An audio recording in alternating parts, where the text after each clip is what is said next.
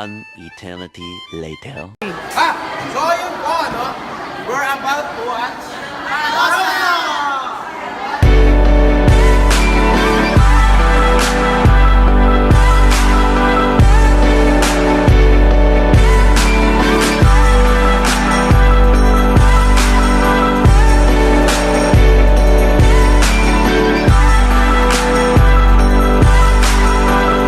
Two hours later. So yun, no? We're done watching Marosa! Yes! Wonderful! Amazing! Wow! Montage.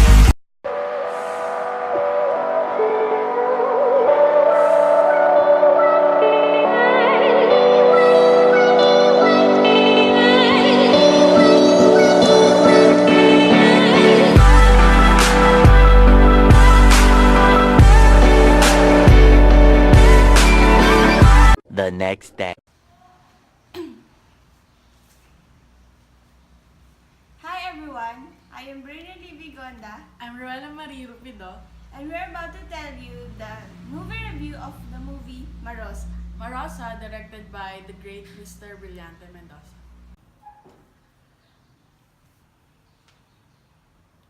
As the summary of movie Marosa, Rosa's children will do anything just to bail their parents out of jail after they got busted by the corrupt cops. So Aling Rosa has 4 children and her husband was named Nestor.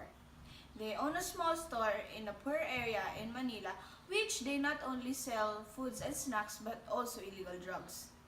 Everyone in their neighborhood loves Aling Rosa because she's a hospitable woman, yet her business, which is selling illegal drugs, is a very bad idea. One night, Aling Rosa and her husband got caught by the police because of selling illegal drugs. Those police who caught them were corrupt cops. The 3 oldest children of Aling Rosa and Nestor went to the police station and agreed with the cops' condition to release their parents in the police station without any record when they give a huge amount of money to them. Their children did everything just to buy the freedom of their parents. The oldest, which is played by Felix Rocco, sell their appliances. The next one was played by Jomer Angeles, that came with a gay person and asked for money. And the first daughter, which was played by Andy Agenman, went to her auntie and also borrowed for money. Throughout their journey of sacrificing to get money for their parents to get released, they experienced a lot of hardships. And at the end, Aling Rosa realized that a family can live happily and that they can provide the everyday needs of her family even without doing illegal things. So let's talk about the director. Marosa was directed by the great Mr. Brillante Mendoza. He was born and raised in San Fernando, Pampanga. He took advertising arts, then he studied architecture, then took fine arts at University of Santo Tomas. He is a director and production designer. He is also the director of these award-winning films which are Taiwong, Kinatay, and Lola and Caleldo. Oh, last October 6, Elijah Rodriguez, our group representative, personally asked the great Mr. Brillante Mendoza on what triggers him to be a director and what can he advise to us aspiring filmmakers. I was a production designer, okay, sa film before I became a director. I started directing when I was 45. Okay, so late bloomer ako. My first film is Masahista, si Coco Martin, and that was in 2005. And from then on, I never stopped making films. Ang tip ko sa inyo, for those who wants to become a filmmaker, is to, as early as now, learn filmmaking, learn the art of storytelling, and you never stop learning and growing kasi filmmaking is a work in progress. Thank you, bro. Filmmaker. This is what he responded. Mr. Brillante Mendoza gave some tips on how to make a film.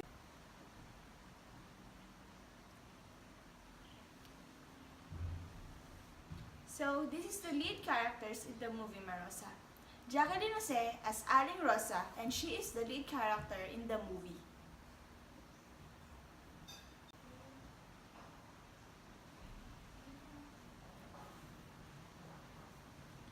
Julio Diaz as Nestor, and he is the husband of Aling Rosa.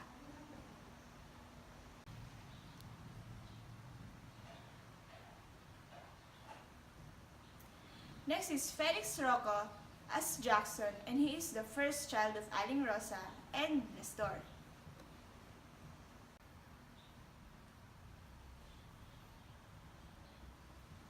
Next is Andy Agerman as Raquel, and she is the first daughter of Aling Rosa and Nestor. And he is the second son. Lastly, Jo Marie Angeles as Erwin, and he is the second son of Aling Rosa and Nestor.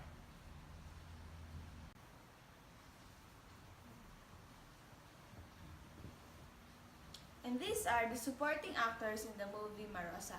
These are the police in the movie. Mon Confiado as Sanchez, Baron Geisler as Sumpay, Neil Ryan Sese as Olivares, Mark Anthony Fernandez as Castor, Maria Isabel Lopez as Tilde, and she is the auntie of the 3 children. Next is Mercedes Cabral as Linda, and she is the wife of the drug dealer and user.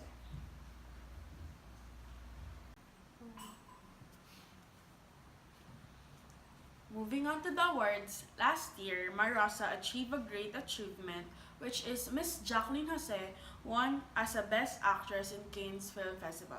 And the director of Marosa, Mr. Brillante Mendoza, was nominated as a Palme d'Or, which is a highest prize awarded at the Cannes Film Festival. Mr. Brillante Mendoza also won as the Best Director on Gijon International Film Festival. Marosa was nominated as a Best Motion Picture International Film in Satellite Awards. Marosa and the team was nominated and won some awards from the Gawad Orion Awards 2017. And there are so many more awards to be mentioned. Truly, Marosa was indeed a great film.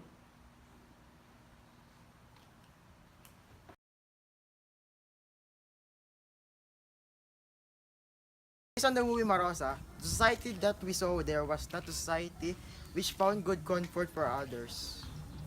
This kind of society also affects one's perspective in life, whether it is a good or a bad perspective. Now, have you ever wondered what would the world if there will be no wars, hatred, enviousness, or insecurities? Well, I think that it would be the most perfect society. But I guess it will be a long run before achieving this kind of society. Imagine the world that has no war, a world of peace. Imagine the world full of love and not hatred. Imagine people accepting you as who you are. Maybe if the people of our government wasn't corrupt, maybe if there would be no hatred and enviousness in the person's heart that always starts a war. Maybe if we accept who we really are. Slowly but surely, we would be achieving this society.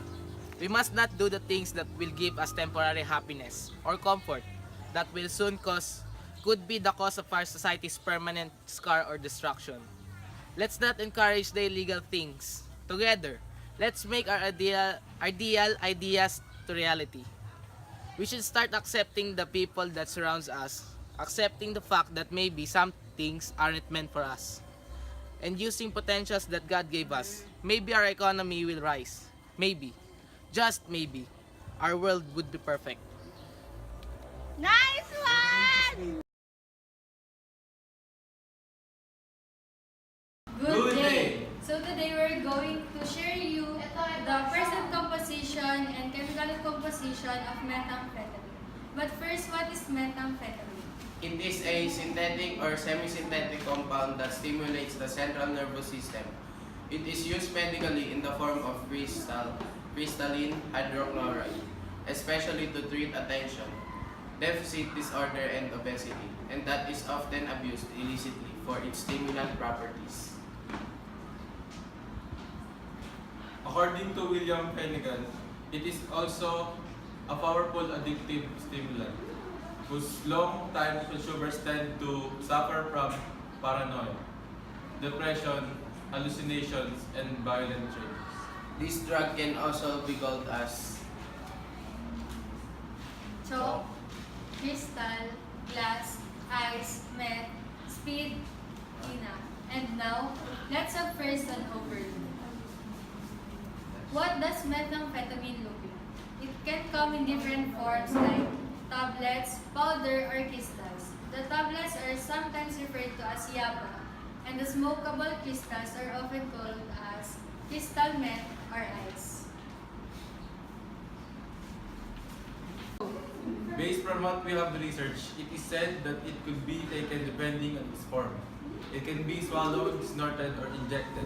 Methamphetamine can also be written as C10, H15, and N. And now, let's get the percent composition by getting first its molar mass.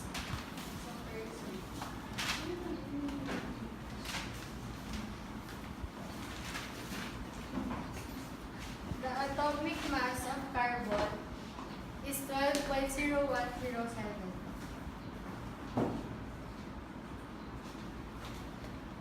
The atomic mass of hydrogen is 1.00794.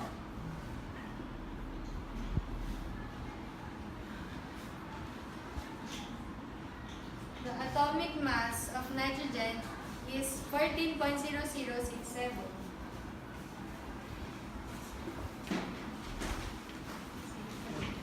And we will multiply it with subscript, which is 10, 15, and 1. With a total of 80.48%.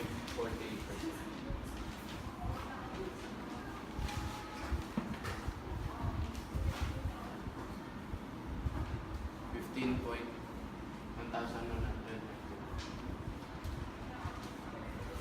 14.0067. and a total number of 49.23 grams per grams per mole. And now let's proceed to get the percent composition.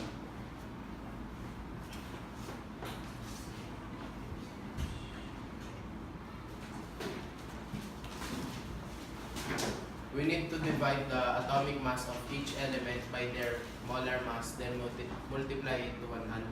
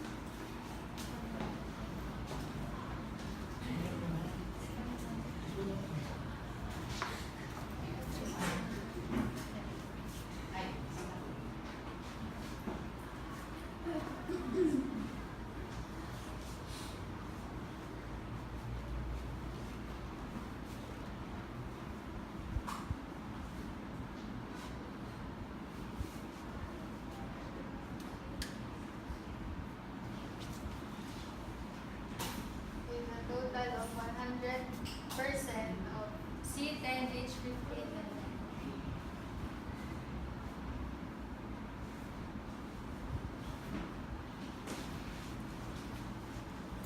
And now, what are the effects of methamphetamine? It said that methamphetamine makes users feel very up, alert and energized, as well as agitated, paranoid, confused, and aggressive. It can also have other effects. Like increased level of activity and feeling of arousal and reduced appetite. And increased heart rate and blood pressure, raising the risk of heart attack. Lowered inhibitions, which can lead to users taking risks that they wouldn't normally take. So that's all for today. Thank